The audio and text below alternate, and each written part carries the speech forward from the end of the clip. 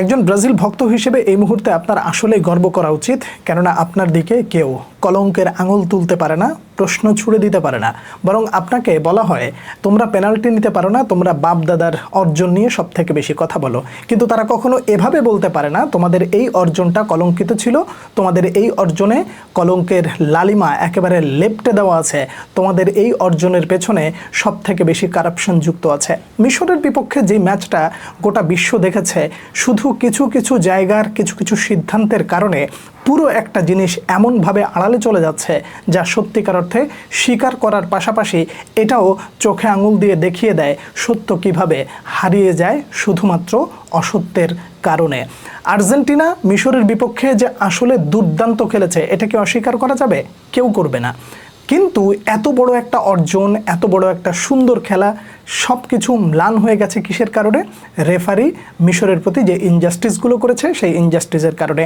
এমন জয়ের পর যখন কেউ কেউ পৈশাচিক উল্লাসে মেতে উঠে একেবারে গর্ব করে বলে যে আমাদের টাকা আছে বা মেসির টাকা আছে, সে কিনে নিয়েছে, তোমাদের পারলে তোমরা দেখাও, এই ধরনের উত্তর যখন দেওয়া হয় তখন আসলে কিভাবে আপনি তাকে বোঝাবেন যে আসলে তোমরা যে আমাদেরকে যে তহমতটা দাও, তোমরা আমাদেরকে যে দোষারোপটা করো, তোমরা পেনাল্টি নিতে পারো না, আমরা এই জায়গায় অন্ততপক্ষে উন্নতি করতে পারি, এটার একটা সম্ভাবনা আছে যে আমরা আগামীতে ভালো করব, এটা যৌক্তিক। কিন্তু আমরা কখনো সহযোগিতা নিয়ে হোক, কিংবা আমরা করাপশনের সাথে যুক্ত হয়ে হোক, কিংবা আমরা সুবিধা নিয়ে কোনো একটা টুর্নামেন্ট ভালো করেছি কিংবা জয় করেছি, এমন তো আমরা কখনো করিনি। এই কথা যখন আপনি বলবেন তখন কি কোনো উত্তর আসবে? আপনি এমন একটা দলের সমর্থন করেন যেই দলের অর্জন নিয়ে কেউ কখনো আঙুল তুলতে পারে না, বরং কি বলা হয় জানেন? যে তোমাদের ওই যে বিশ্বকাপ, ওই বিশ্বকাপের মধ্যে কিছু আছে টিনের, তোমাদের ওই বিশ্বকাপের নাম হচ্ছে জুলেরিমা, ওইগুলো হচ্ছে বিশ্বকাপ না। কিন্তু কখনো তারা এটা বলে না সেই জুলেরিমের আমলে তারা কয়টা বিশ্বকাপের আসরে অংশগ্রহণ করতে পারে নাই। এবং এত কিছুর পরেও সেই ঘুরে ফিরে একই আলাপ, আমাদের ক্ষমতা আছে, আমাদের সেই শক্তি আছে বিধায় আমরা এটা করে নিয়েছি। এটা কি আসলে গর্বের, নাকি এটা আসলে ওই মিথ্যার উপরে দাঁড়িয়ে যে একটা রাজপ্রাসাদ গড়ে ওঠে, সেই রাজপ্রাসাদে দাঁড়িয়ে অহংকারের সাথে বলা হয় যে আমরা যেটা করছি সেটা ঠিকই করছি? কিন্তু অহংকারের এই ইয়াগুলো তো একটা সময় পতন হতে পারে, কারণ যেই ইমারত তৈরি হয় একটা মিথ্যার উপরে, অসত্যের উপরে, সেই ইমারতের উপরে তো বেশি দিন স্থির থাকা যায় না। কেন আমি এই কথাগুলো বললাম?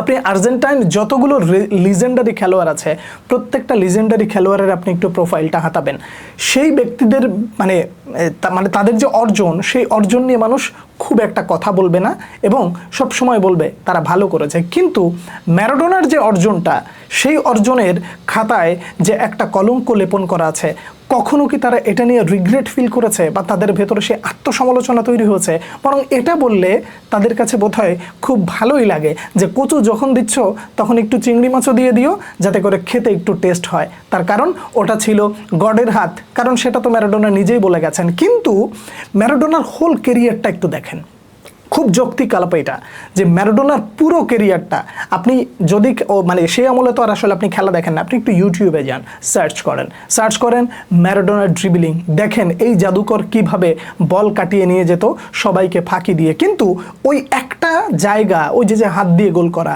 এই একটা জিনিসের কারণে তাকে পুরো কেরিয়ারটাই আসলে কলঙ্কের ইয়াটা বয়ে নিয়ে বেড়াতে হচ্ছে না? অবশ্যই হচ্ছে। আবার একটা জিনিস ভালো করে লক্ষ্য করেন, আর্জেন্টিনা যে মিশরের বিপক্ষে দুর্দান্ত ফুটবল খেলেছে, সেই দুর্দান্ত ফুটবলটা ঢেকে যাচ্ছে কি কারণে? ওই ইনজাস্টিসগুলোর কারণে। তো এই জিনিসগুলো নিয়ে যখন আপনি আলাপ আলোচনা করবেন, আপনাকে ঠেকিয়ে দেওয়া হবে কি বলে? আপনাকে বলা হবে আমাদের ক্ষমতা আছে, তোমাদের পারলে তোমরা করো, কিংবা তোমরা পেনাল্টি শিখে এসো। আপনিও গর্ব করে বলতে পারেন পেনাল্টি হয়তো বা কোনো একটা দিন শিখবো, কিন্তু আগামী 100 বছর কিংবা আগামী 200 বছর যদি ব্রাজিল বিশ্বকাপ না জেতে, তাতেও বোধহয় দুঃখ হবে না, অন্ততপক্ষে কোনো কারাপশনের আন্ডারে থেকে, কিংবা কোনো একটা কলঙ্কযুক্ত ট্রফি ব্রাজিলের ট্রফি ক্যাবিনেটে না যাক।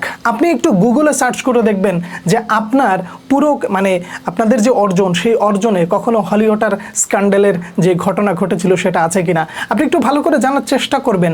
কেন আপনি গর্ব করবেন, কেন গর্ব করবেন না, এই জিনিসগুলো যখন আপনি ধরে ধরে আলাদা করার চেষ্টা করবেন, অনেক কিছু আপনার সামনে পরিষ্কার বের হয়ে আসবে।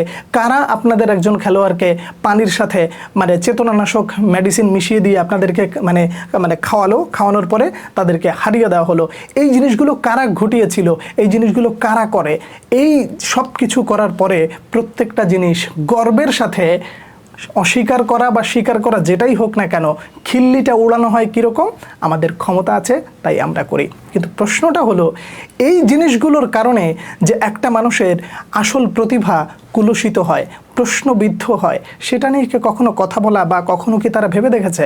হয়তো বা তারা ভাববে না। কেন ভাববে না?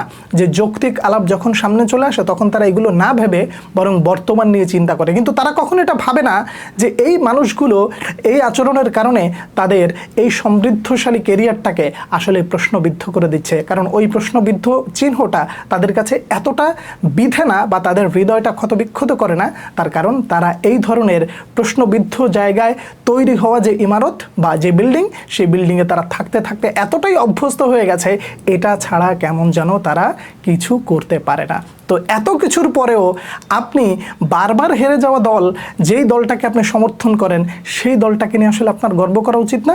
অবশ্যই উচিত। বরং আপনি গর্ব করে এভাবে বলবেন যে যেভাবে আছে এভাবেও যদি থাকে তবুও দুঃখ নেই, অবশ্যই এই জায়গাগুলো থেকে যেন অন্ততপক্ষে কখনো কলঙ্কের কালি যুক্ত না হয়। একজন ব্রাজিল ফ্যান হিসেবে আপনার এজন্যই গর্ব করা উচিত আপনার পুরো ট্রফি ক্যাবিনেটে কোনো কলঙ্কযুক্ত ট্রফি নাই। একজন ব্রাজিল ভক্ত হিসেবে আপনার এজন্য গর্ব করা উচিত আপনি কখনো কারাপশনের সাথে যুক্ত হন নাই। আপনার বিরুদ্ধে কেউ আঙুল তোলার আগে অন্ততপক্ষে সে আঙুলটা নিজের দিকে তুলে তাকাতে হয় যে তুমি আগে তোমার নিজের ব্যাকগ্রাউন্ডটা হাতাও, তারপরে আমাকে বলো আমার ভুলটা কোথায়। অর্জনগুলো এভাবেই হলে বোধহয় সুন্দর হতো, কিন্তু দিনকে দিন ফুটবল আসলে যে পর্যায়ে যাচ্ছে তাতে করে কলঙ্কমুক্ত ট্রফি আসলে কে কবে কখন জিতবে সেটাই বোধহয় একটা সময় ইতিহাস হয়ে থাকবে।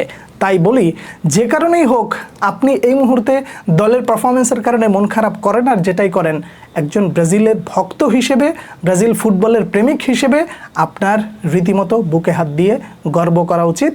আর এই ধরনের অর্জনের সাথে কলঙ্ক যুক্ত হচ্ছে, এই কলঙ্কমুক্ত যতদিন আছেন ততদিন এই গর্বটা আপনি করে যেতে পারবেন।